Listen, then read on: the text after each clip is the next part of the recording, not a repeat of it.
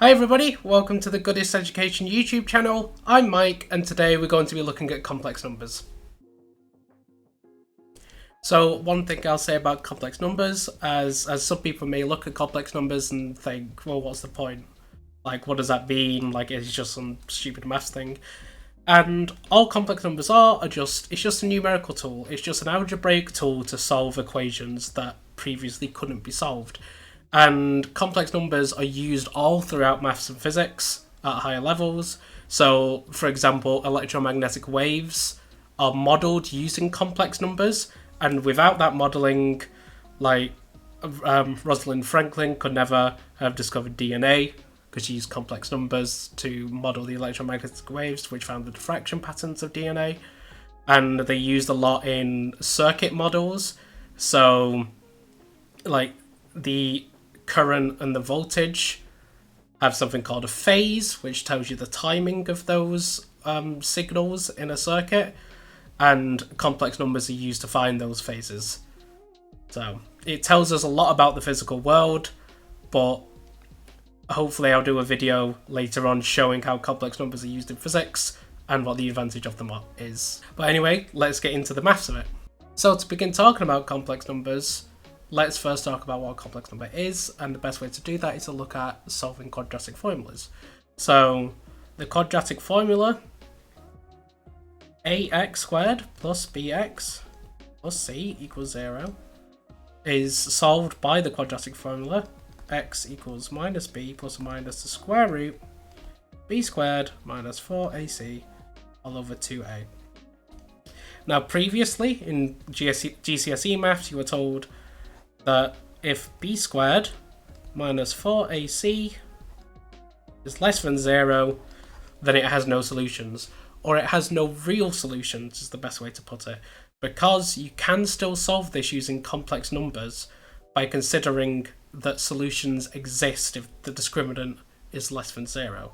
So say that you had the square root of minus 16. If we took out a factor of the square root of minus 1 times the square root of 16, and have 4 times the square root of minus 1. If we just call the square root of minus 1 something, and it's normally called I, we could just put the answer as 4i, and that is a solution. So, well, you would have the plus minus a square root, can't remember the minus factor.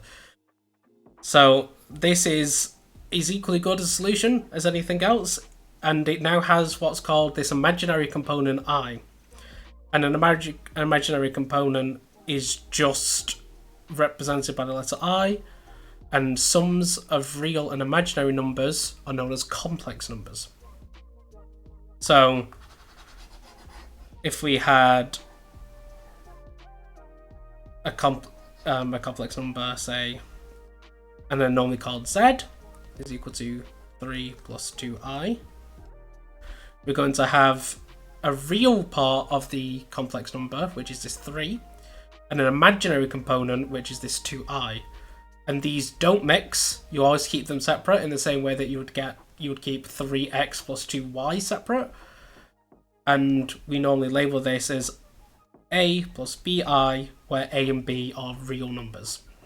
So if we wanted to add two complex numbers together, say we had z1 is equal to, well, let's say z1 is 3 plus 2i, and z2 is 2 plus 5i, and we wanted to add them together, we would add the real components and the imaginary components separately. So we're going to have 3 plus 2 is equal to 5, and then 2i plus 5i is equal to 7i. And that's as simple as it is. So now that we've added complex numbers, you can also multiply complex numbers, as long as you remember that minus 1 is equal to I squared. So let's multiply these two complex numbers together. So you would expand out these brackets as normal. So you're going to get 2 times 4 is 8, 2 times 5i is 10i, 3i plus 4 is 12i, and then you're going to get 15i squared. Remember that I squared is now equal to minus 1. So if you gather the real terms and the imaginary terms, you're going to get 8 minus 15, which is equal to minus 7, and then plus 10i plus 12i is plus 22i. So normally when you times two complex numbers together, you're going to get a complex number. Now we're going to introduce something called the complex conjugate of a complex number. So if you have a complex number z is equal to a plus bi, the complex conjugate of that, which is labelled z star, is equal to a minus bi. So the factor, the imaginary component, is times by minus 1. And this can be useful because when you want to divide complex numbers, so say you wanted to divide 2 plus 5i divided by 3 plus 2i. So to get rid of this complex number in the bottom, what you can do is times by the complex conjugate of the denominator on the top and the bottom. So if we times this by 3 minus 2i, 3 minus 2i, and then times like I have done before, so you're going to get 6 minus 4i plus 15i minus 10i squared. Then you're going to get 9 minus 2i plus 2i minus 4i squared. So if you just gather the terms again, so you're going to get 6 plus 10, so you're going to get 16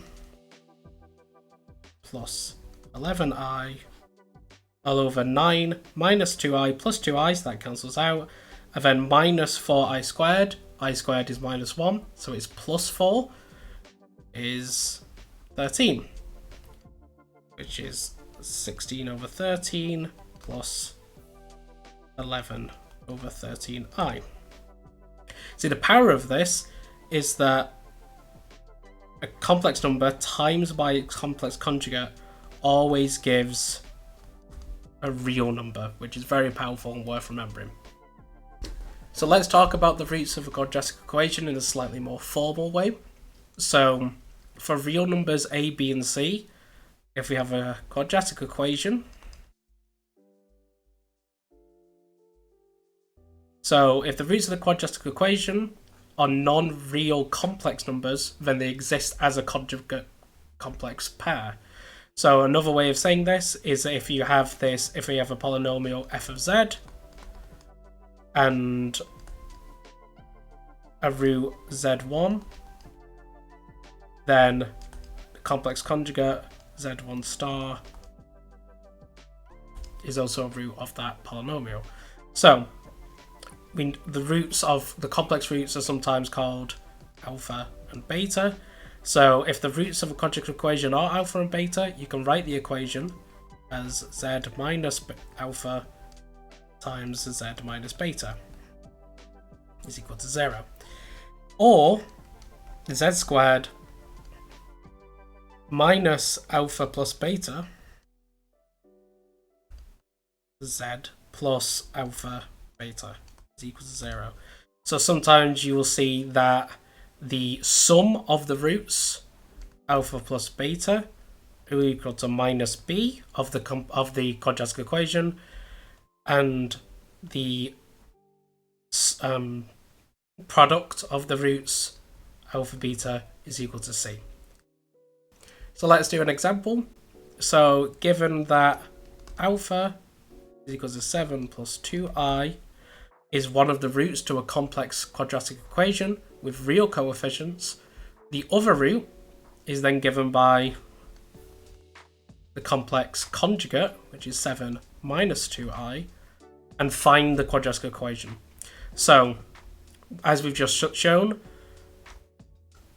a quadratic equation is given by z squared minus alpha plus beta times z plus alpha beta is equal to 0. We have alpha and we have beta, so we can just plug those in. So alpha plus beta We're going to get 14 plus 2i minus 2i, so it's just 14. And then you go to times alpha and beta together. You're going to get 7 plus 2i, and then 7 minus 2i equals to 0. So z squared is minus 14z. And then by timesing this out, you want to get 49 plus 4 equals to 0. So the quadratic equation you're going to end up with is z squared minus 14z plus 53 is equal to 0. Now that we've solved quadratic equations with complex roots, you can also solve higher order polynomials, so cubic equations and quartic equations, also with complex roots. However, the difference is now is that with a cubic equation, you have 3 roots.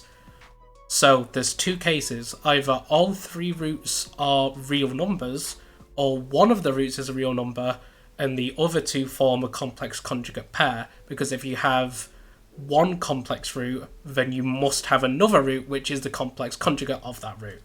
So let's do a quick example of this. So we have this cubic equation here, knowing that one root of this, z1, is equal to minus 1. And part of the question is to find k.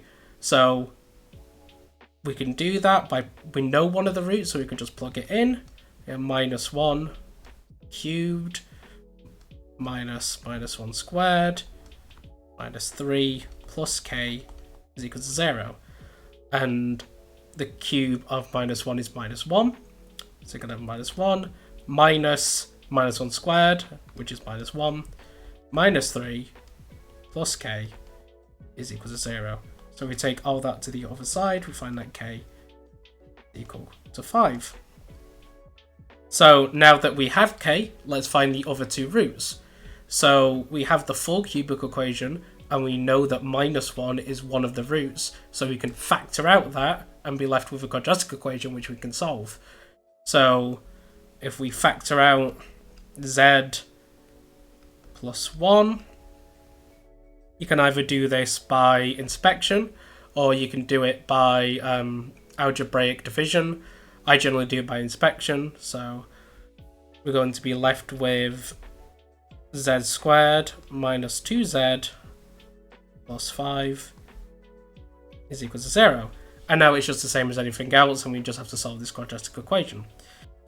So the answer to this is going to be z is equal to 2 plus or minus the square root of 4 minus 25 all over 2, which is 1 plus or minus the square root of minus 16, and minus 16, the square root of minus 16 is going to be 4 times the square root of minus 1, which is going to be 4i.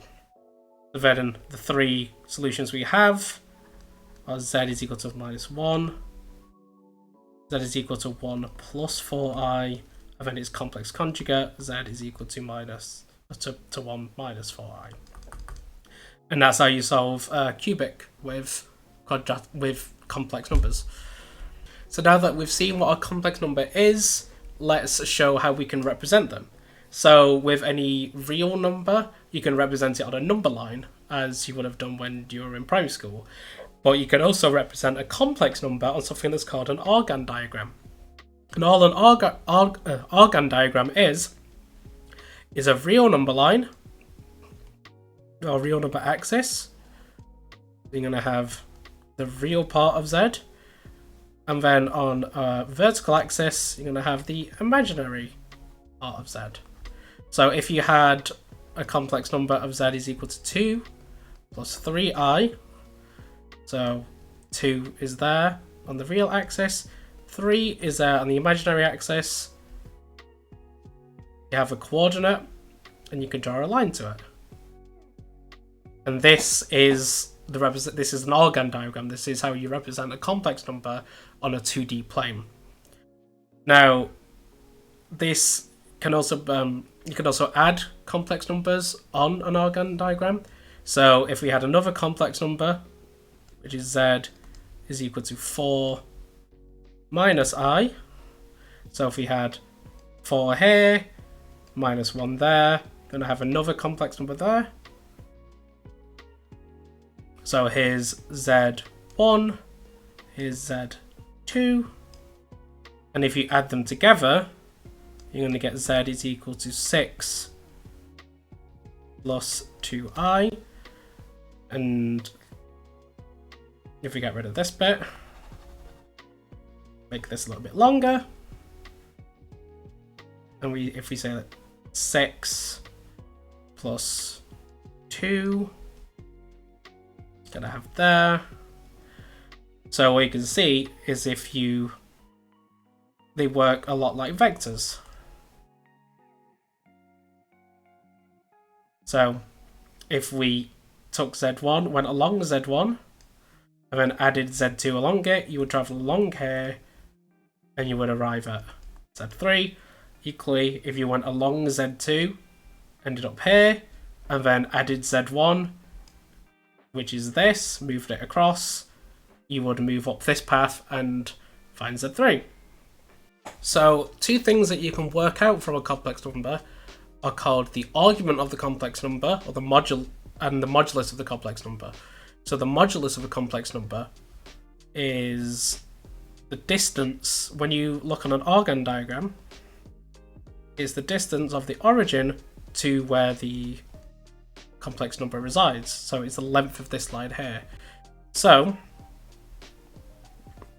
but if you know, you can actually make a triangle out of this. We're going to have x, y, and then this length of the complex number that we normally call r. So the modulus of a complex number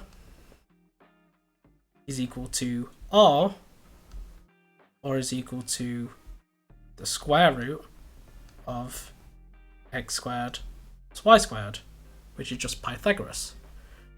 So another thing you're going to work out is the argument, and what the argument is this angle here that the complex number makes with the real axis.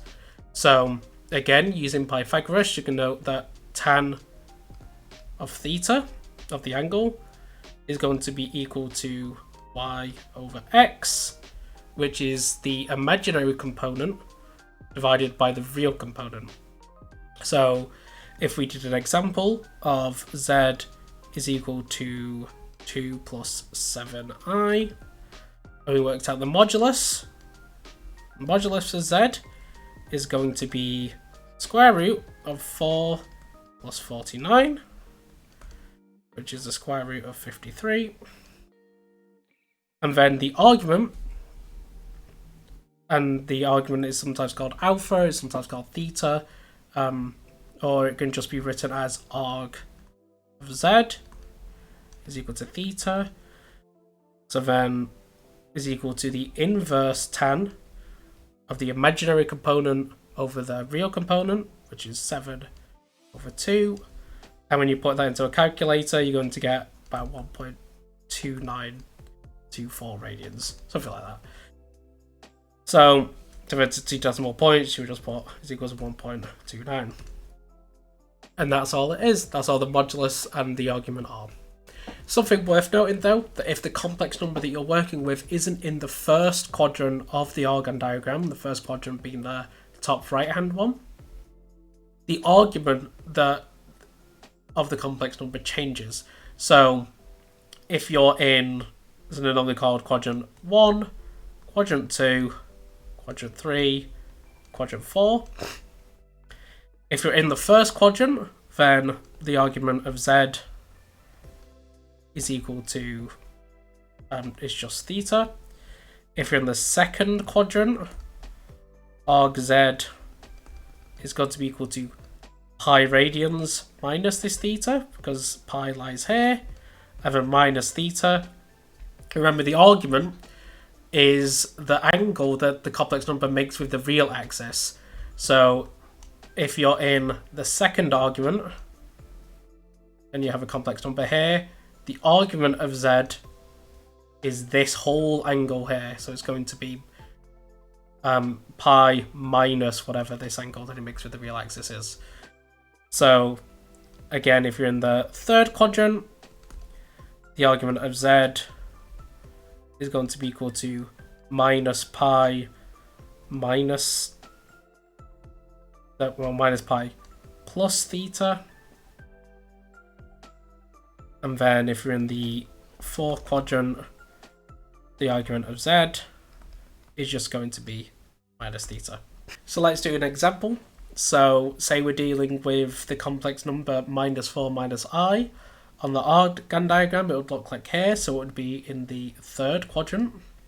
So -4 and then -1 on the imaginary axis.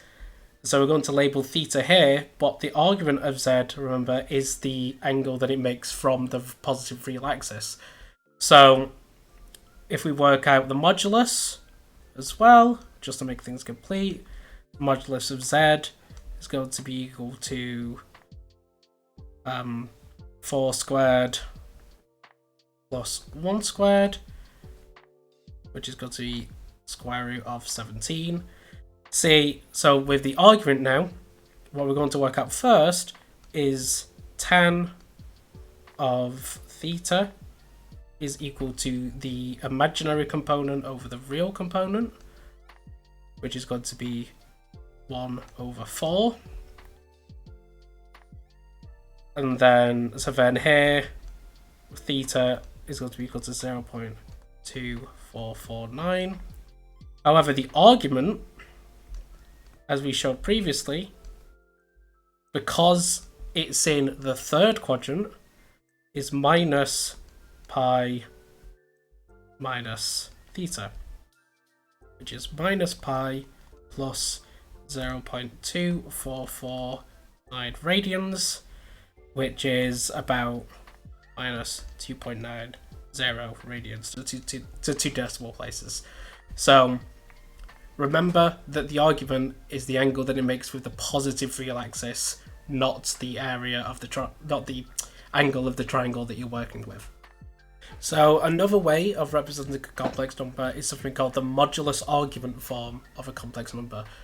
So by looking at this diagram, we're going to have the modulus of the complex number is r, and you can write x by using trig. You can write x and y in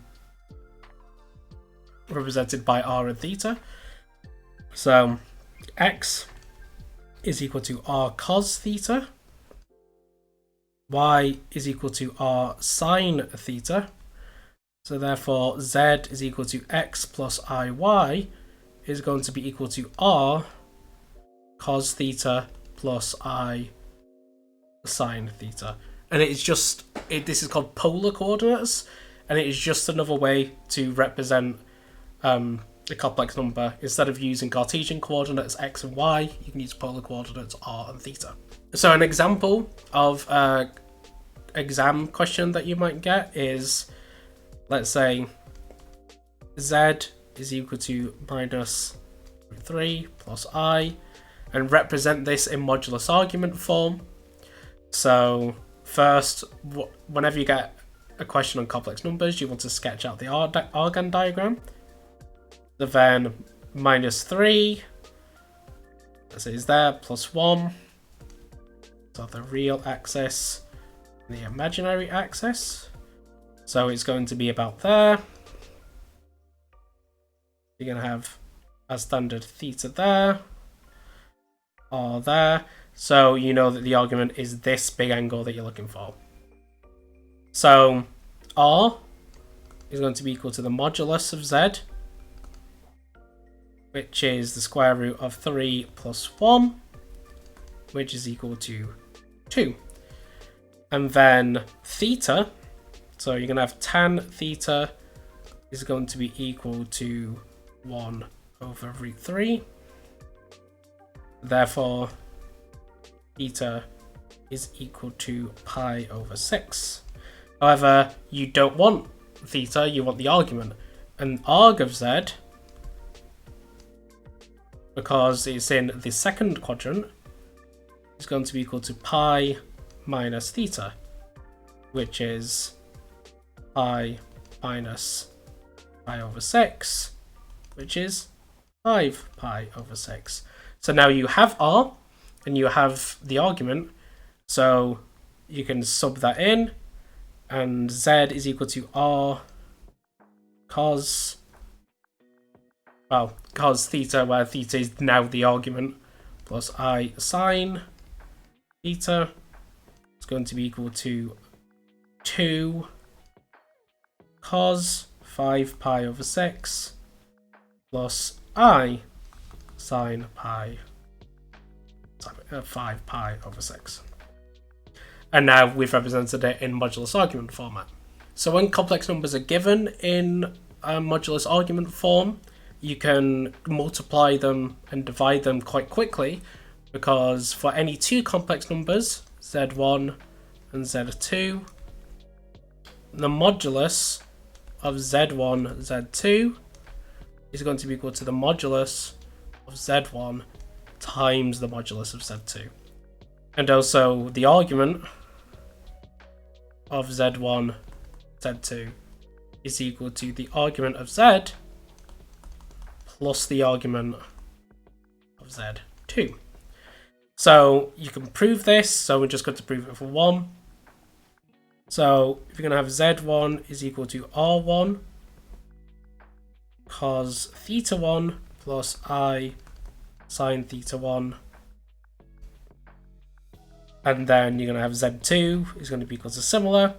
So z1, z2 is going to be r1, r2 cos theta plus I sine theta, and then again theta 2. So once you've times all of that out, you're going to end up with something that looks like this. And what you can notice is this bit here is the equation for cos theta 1 plus theta 2. And the equation here is the identity for sine theta 1 plus theta 2. So you end up with r1 times r2, and then cos theta 1 plus theta 2 plus I sine theta 1 plus theta 2.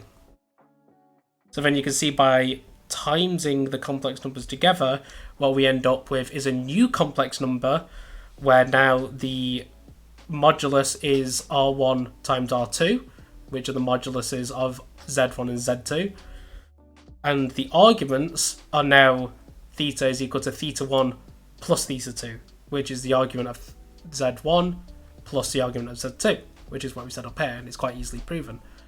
Similarly, dividing two complex numbers, I'm not going to go through the whole thing, I'm just going to show you here. So if you wanted to do z1 over z2, the modulus of that is going to be the modulus of z1 divided by the modulus of z2, and then the argument of z1 over z2 is going to be the argument of z1 minus the argument of z2. And it can be proven in practically the same way that we showed with multiplying them together.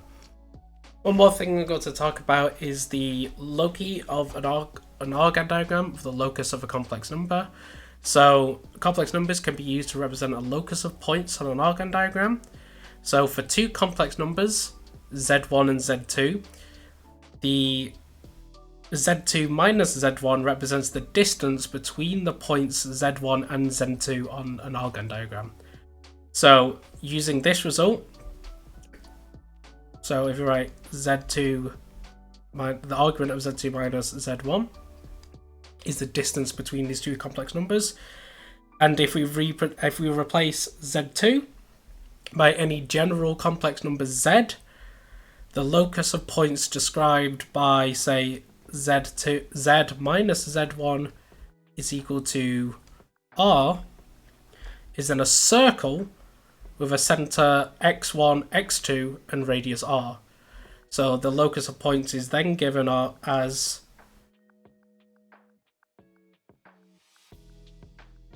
circle in the Argand diagram where the center is given by x1, y1 in the Argand diagram. So you can see this by deriving a Cartesian equation for this circle. So given z1 is equal to x1 plus y1, using this equation here, you can write z minus z1 plus y1 is equal to r, and z is equal to xy, so the modulus of x minus x1 plus y minus, well, I minus y1 times I is then equal to r. However, remembering that this is the modulus, you're then going to have, so taking the modulus is you take the square of the real and the plus the square of the imaginary component. So it's going to be x minus x1 squared plus y minus y1 squared is equal to r squared. So this, and from GCSE, this is the equation of a circle of radius r that has a center x1 and y1. So another thing that you might see is a locus of points that are of equal distance between two complex numbers is given by the perpendicular bisector of the line joining the two complex numbers. So any point on the perpendicular bisector of these two complex numbers, any complex number on this line is equally distant from both complex numbers. So given that z1 and z2 are the two complex numbers, the locus of points z on an Argand diagram is such that z minus z1 is equal to z minus z2, because the modulus of z minus z1 is the distance between z and z1, and that's going to be equal to the distance of z and z2. And this is given by the perpendicular bisector of these two complex numbers. So some questions that you might get asked in exams are about representing regions in an Argand diagram using a locus on an Argand diagram. So you might get asked on an Argand diagram to shade the region given by z minus 4 minus 2i is less or equal to 2. Now this has the form of modulus of z minus z1 less or equal to r, which, as we saw before, is a circle of radius r, but centered at the complex number z1. So given that z1 is equal to 4 plus 2i, so on an Argand diagram, you're going to have this region is going to be a circle centered at 4 and 2 on an Argand diagram. This is the real axis and this is the imaginary axis, where this radius here is 2, and shade that region in, and that's the region represented by this equation. Another question might be, find the region represented by z minus 4 is less than z minus 6, and this has the form of z minus z1 less than z minus z2. And as we saw previously, this is a locus of points that are equidistant from the two complex numbers z1 and z2. But here, it's a bit easier. There aren't any imaginary components to deal with, it's just real numbers. So on an Argand diagram, nope, that was a rubbish line. Let's start again. Yeah, slightly better. On an Argand diagram, I'm gonna have, so Z1 is equal to 4, Z2 is equal to 6. So you would have X is equal to 4. Let's say 4 is here. I need to get better at drawing straight lines. And then say you also had the other complex number, Z is equal to 6. Now, the point equidistant from those is the perpendicular bisector of these two complex numbers. Now, if you joined these two complex numbers, if you drew a line from one complex number to another complex number, the perpendicular bisector of that is going to be the line in between them there at Z is equal to 5. However, you want the region where Z minus Z1 is less than Z minus Z2, which means that it's going to be this the left side of this perpendicular bisector. So the whole region from Z is equal to 5. The one way that you know that it's the left region is because you want Z minus 4 less than Z minus 6. All the points in the region to the left are closer to Z is equal to 4 than it is equal to Z equal to 6. So that's all that I'm going to be doing on complex numbers in this video. I hope it wasn't too long. I realise some of the writing and maybe some of the diagrams are a bit skew with at times, but I'm just getting used to this, so please bear with me. Let me know if any of it was helpful, if it was too simple, if it was too complicated, if there weren't enough examples, so on and so forth. Just leave a comment and let me know. I'm going to be doing a lot more videos like this on all sorts of subjects like differentiation and series and all subjects in A-level GCSE maths and physics. So if you liked it, like the video, leave a comment to let me know how I can improve it, and thanks for watching. I hope it was useful. Bye.